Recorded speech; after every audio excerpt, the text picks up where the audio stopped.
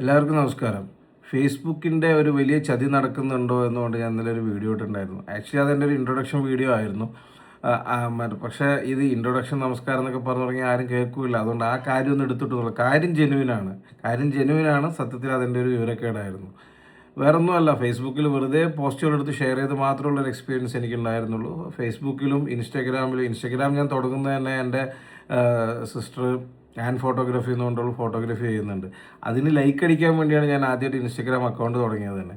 So ഇത്രയൊക്കെ അറിയുള്ളായിരുന്നു. ഇതിൽ actually സംഭവം എന്ന് വെച്ച് കഴിഞ്ഞാൽ ഫേസ്ബുക്കും ഇൻസ്റ്റഗ്രാമും പരസ്പരം കണക്റ്റഡ് ആണ്. ഇതിൽ ഒരു സെയിം നമ്മളിതിൽ ഫേസ്ബുക്കിൽ ഇടുമ്പോൾ ഓട്ടോമാറ്റിക്കലി ഇൻസ്റ്റഗ്രാമിൽ ഇടുമ്പോൾ വേണമെങ്കിൽ ഓട്ടോമാറ്റിക്കലി ഫേസ്ബുക്കിലേക്കും പോസ്റ്റ് ആവാനുള്ള ഓപ്ഷൻ നമുക്ക് ചെയ്യാൻ പറ്റും.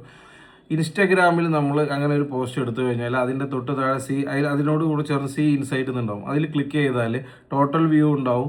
ആ ടോട്ടൽ വ്യൂവിൽ ഫേസ്ബുക്കിൽ എത്ര, ഇൻസ്റ്റാഗ്രാമിൽ എത്രയെന്നുണ്ടാവും. ഇതിൻ്റെ താഴെയാണ് ഈ വാച്ച് ടൈം എന്ന് പറഞ്ഞാൽ ഞാൻ ഇന്നലെ കംപ്ലയിൻറ്റ് ചെയ്ത വാച്ച് ടൈം. സ്വാഭാവികമായിട്ട് നമ്മൾ ടോട്ടൽ വാച്ച് ടൈം ആണെന്ന് വിചാരിക്കും. ഞാനങ്ങനെ വിചാരിച്ചു പോയി. പക്ഷേ അതല്ല, അത് ഇൻസ്റ്റാഗ്രാമിലെ മാത്രം വാച്ച് ടൈമാണ്.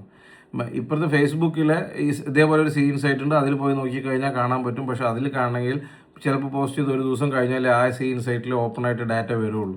എന്തിനാണ് ഇവരിങ്ങനെയൊക്കെ ചെയ്യുന്നത്? ഇൻസ്റ്റഗ്രാമിൽ എന്നാൽ പിന്നെ ഇൻസ്റ്റഗ്രാമിലും ഫേസ്ബുക്കിലും കൊടുത്തുകൂടെ?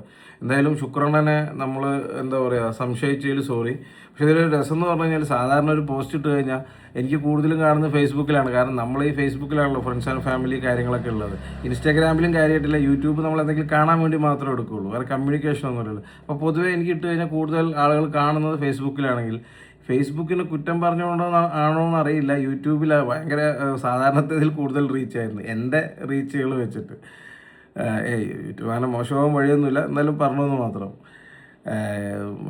അപ്പോൾ ആ കാര്യം സെറ്റിലായി. ഇത് കണ്ടൻ്റ് ഒന്നും കിട്ടിയിട്ടില്ല. അപ്പോൾ സത്യത്തിൽ മഹാശിവരാത്രിയുടെ അന്നത്തെ ദിവസം അതുമായി റിലേറ്റ് ചെയ്ത് എന്തെങ്കിലും നല്ലൊരു കണ്ടൻറ് ഇടണമെന്നുണ്ട് അന്നോട്ട് ആലോചിക്കുന്നതാണ്. ജോലി ഉള്ളതുകൊണ്ട് അതിൻ്റെ ഇടയിൽ കൂടെ കണ്ടൻറ്റ് കിട്ടുന്നുണ്ട്. അപ്പോൾ നിലവിലൊന്നും കിട്ടിയില്ല. അപ്പോൾ ഈ ഒരു കാര്യം അതിനുള്ള തീരുമാനമായപ്പോൾ ഒന്ന് പറയാമെന്ന് വിചാരിച്ചു. കണ്ടൻറ്റ് കിട്ടിയാൽ വരാം. നന്ദി, നമസ്കാരം.